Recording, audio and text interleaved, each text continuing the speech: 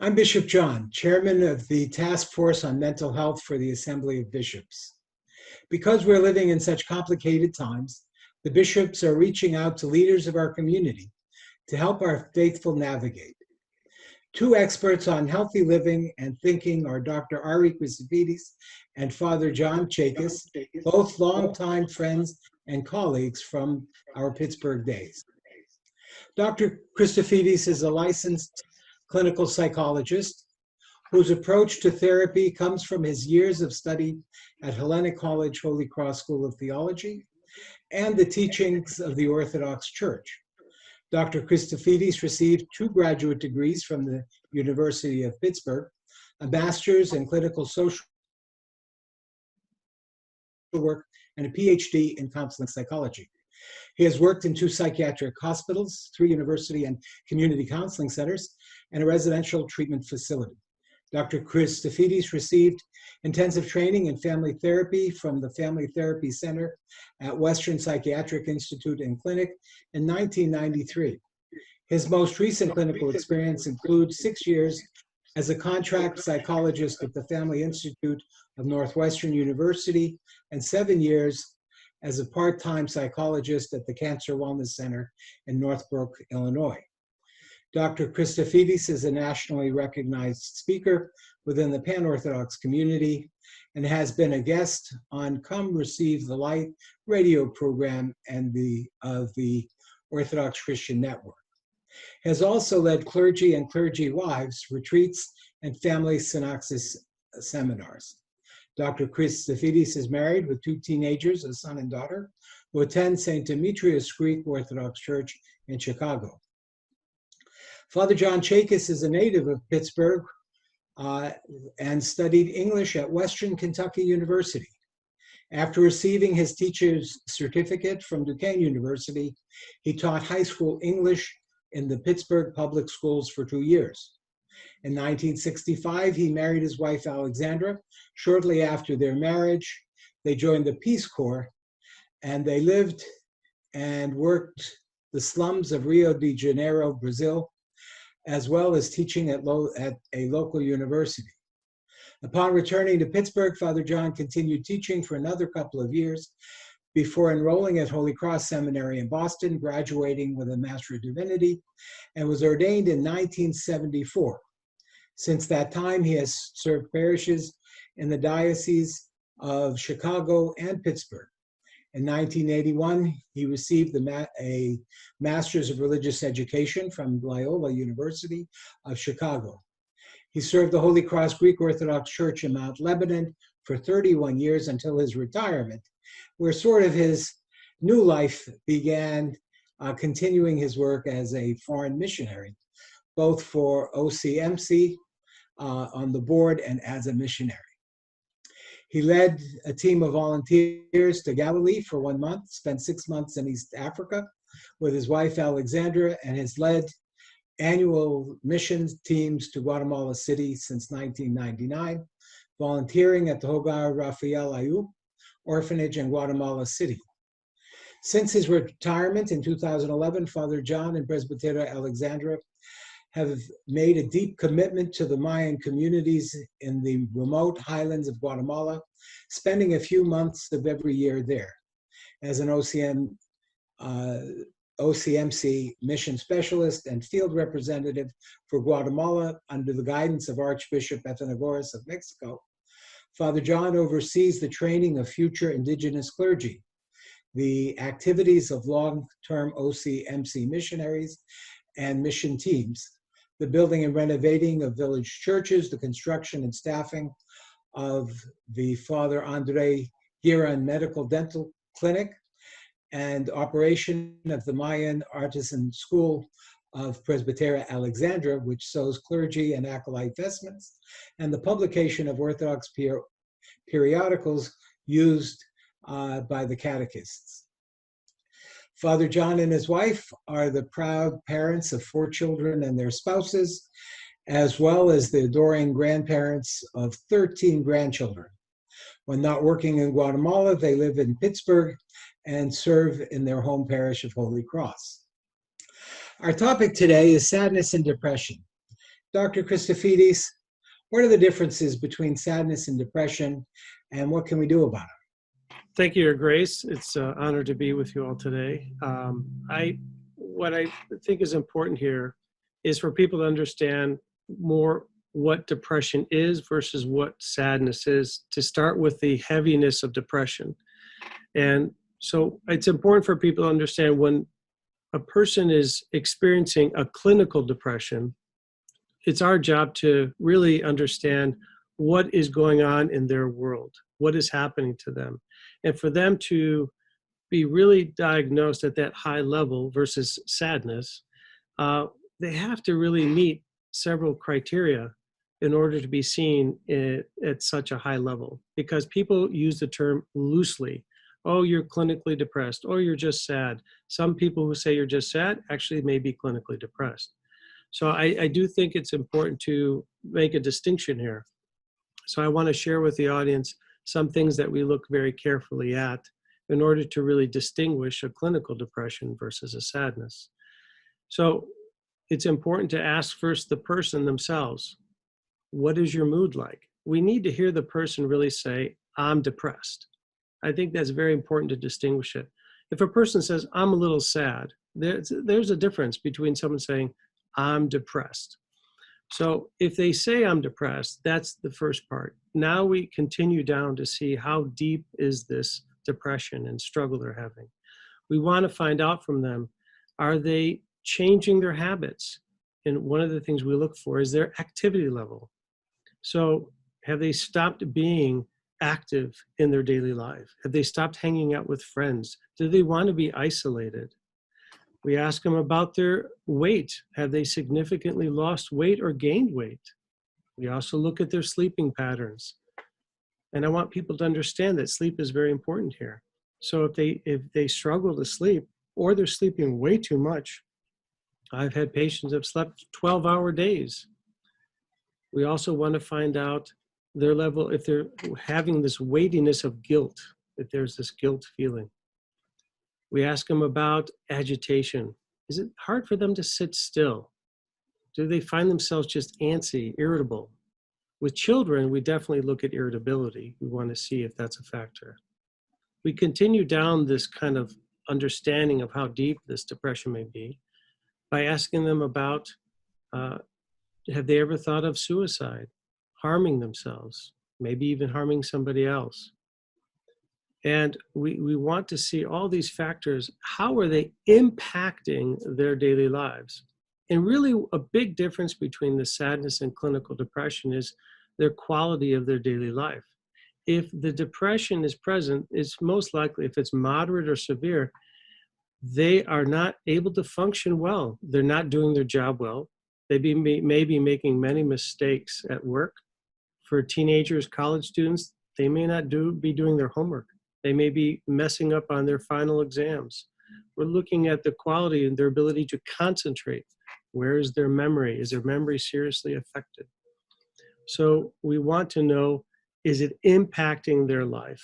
Sadness can be present, but not have such an impact on one's daily life, one's ability to get up and go to work, one's ability to be a student and successfully do papers, study for exams.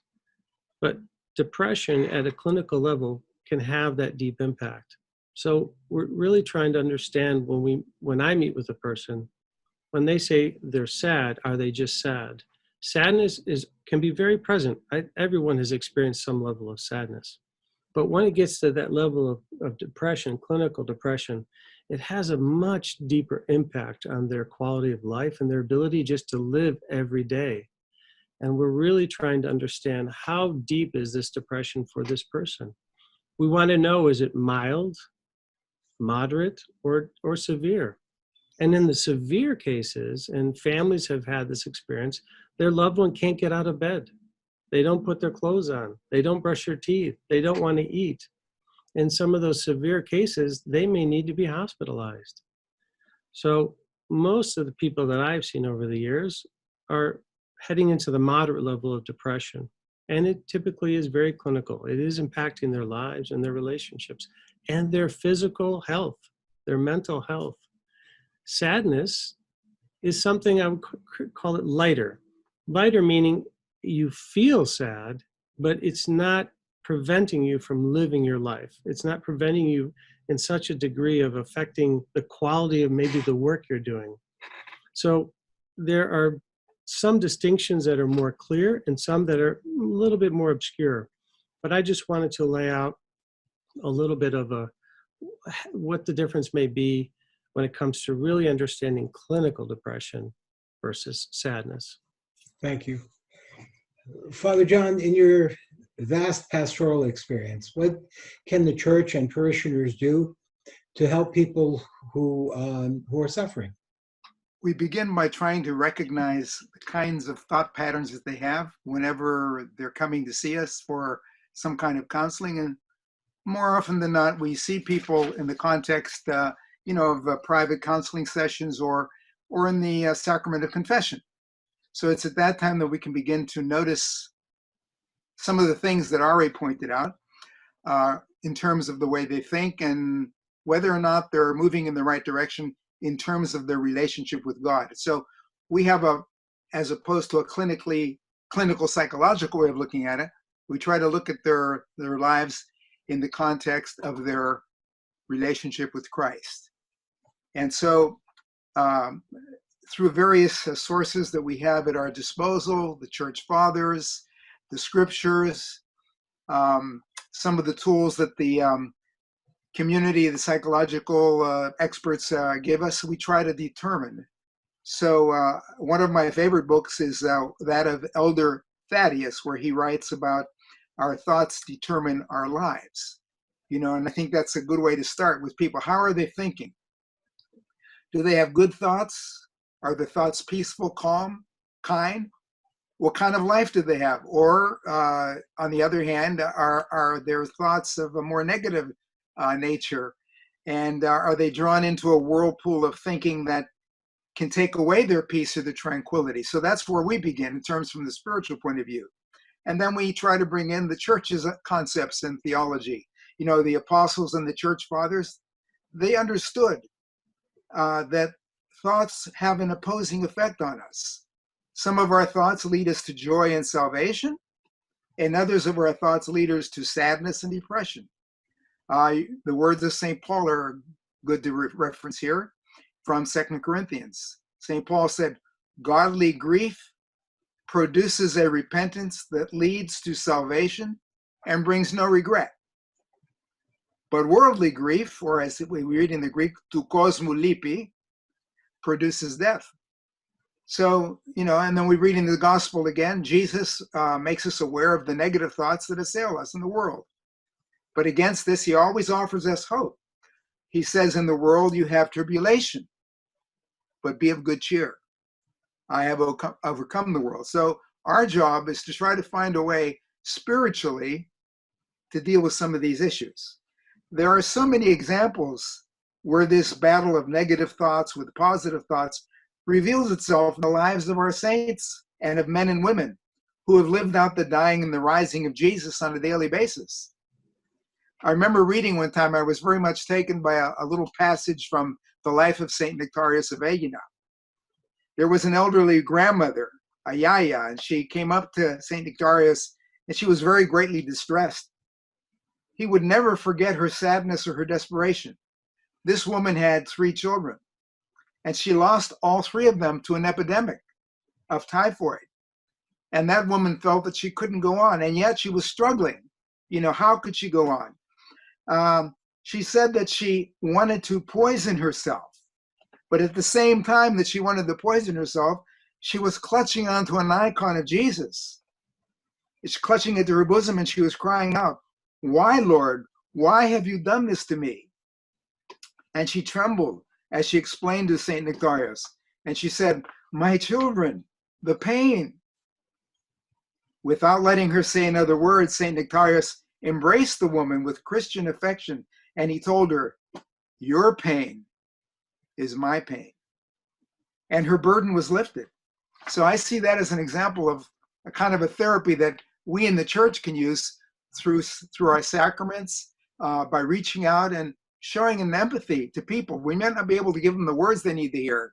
You know, I can give them a lot of theological terms and concepts and scriptural passages, but ultimately what it comes down to, from our point of view, is can we tell them that my pain, your pain is my pain? And so in Jesus, I think we have the unique and unprecedented idea of a God who suffers right along with us. He has gone through everything that we've gone through, the whole gamut of human experience, from the trivial irritations of family life and the cramping feelings that maybe our job creates for us. But we have to unite ourselves with Christ. We have to unite ourselves with what he has gone through, because he's already gone through it with us and is going through it with us.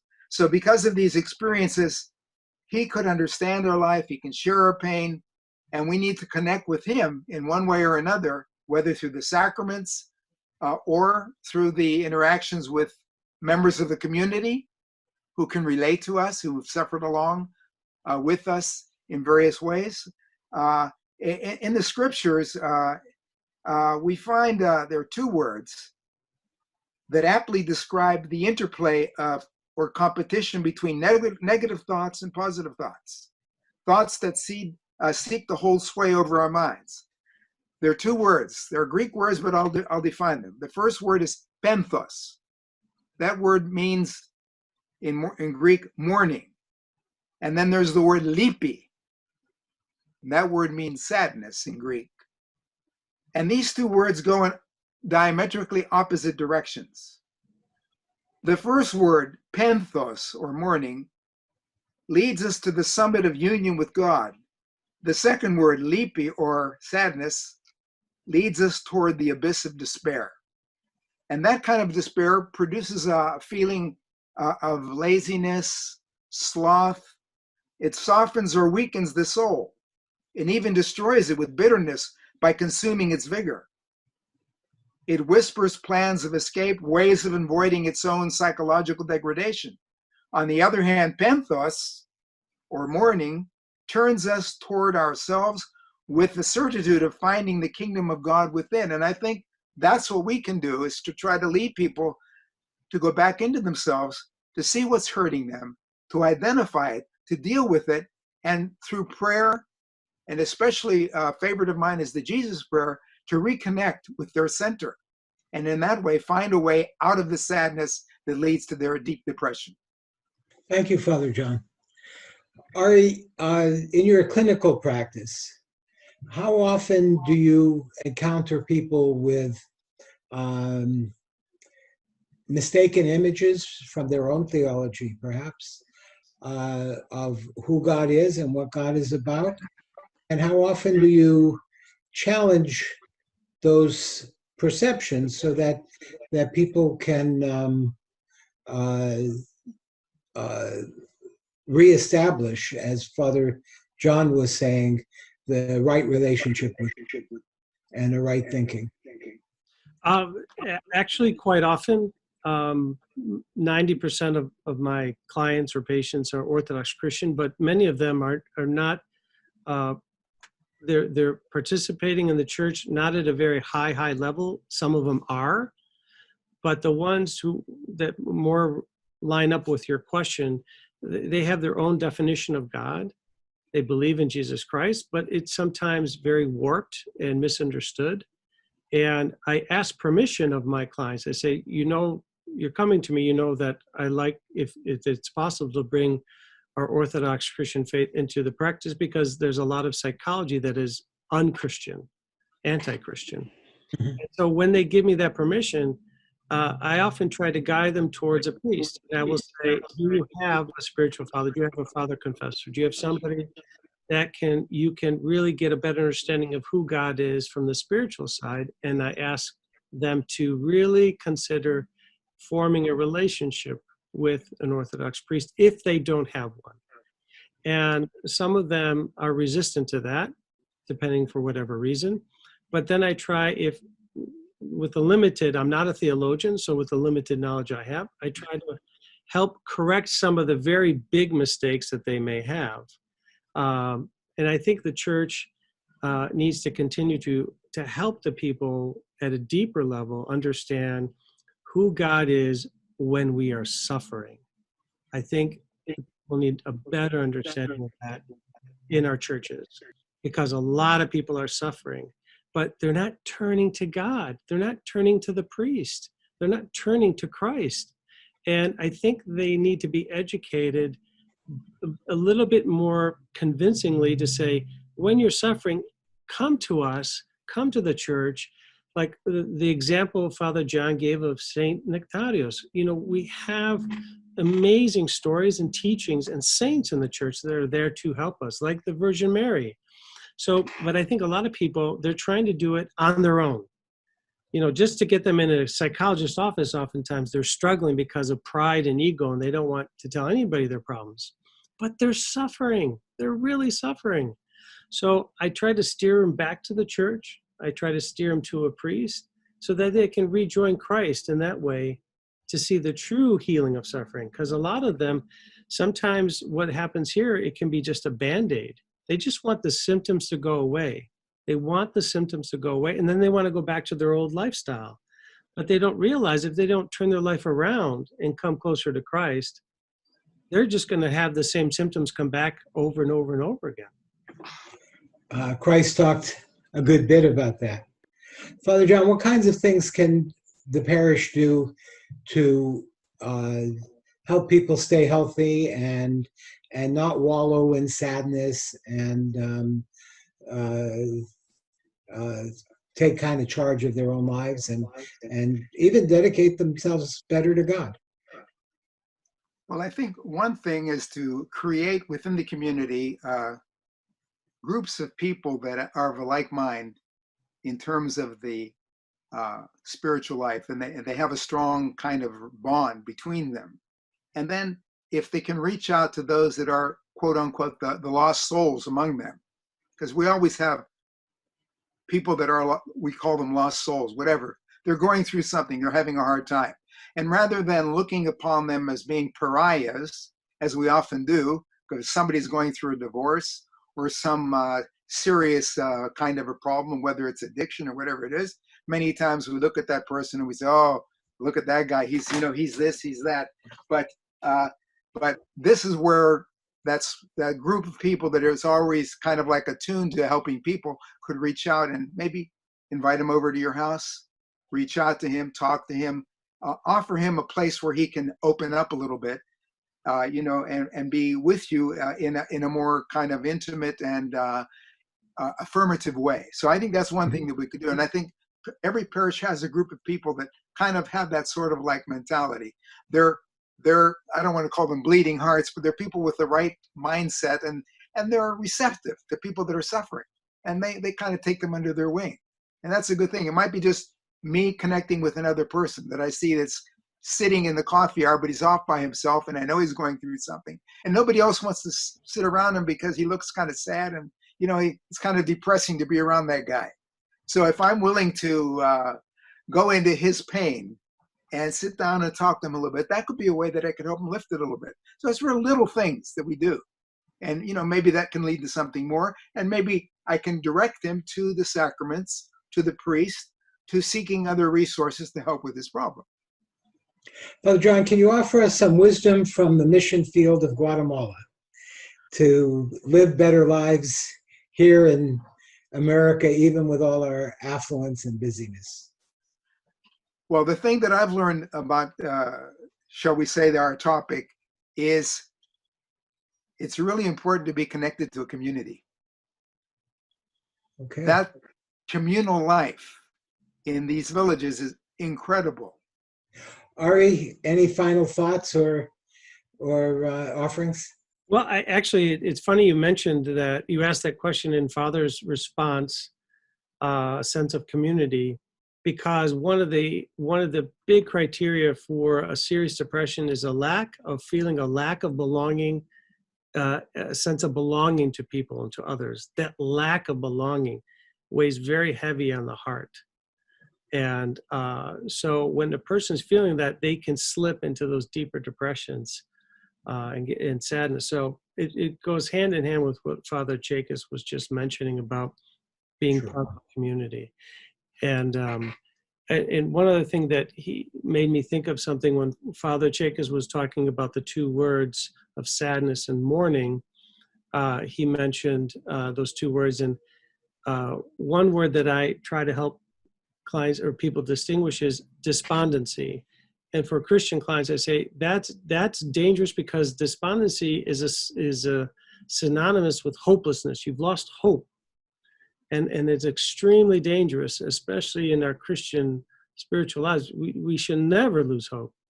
So when a person gets to that dangerous level, they're in a bad place, really bad place. So. And we don't need to lose hope because God is there if we feel him or not, if we like it or not, if we understand him or not, and he's loving us. That's right. Thank you both for your wisdom and support, and God bless you.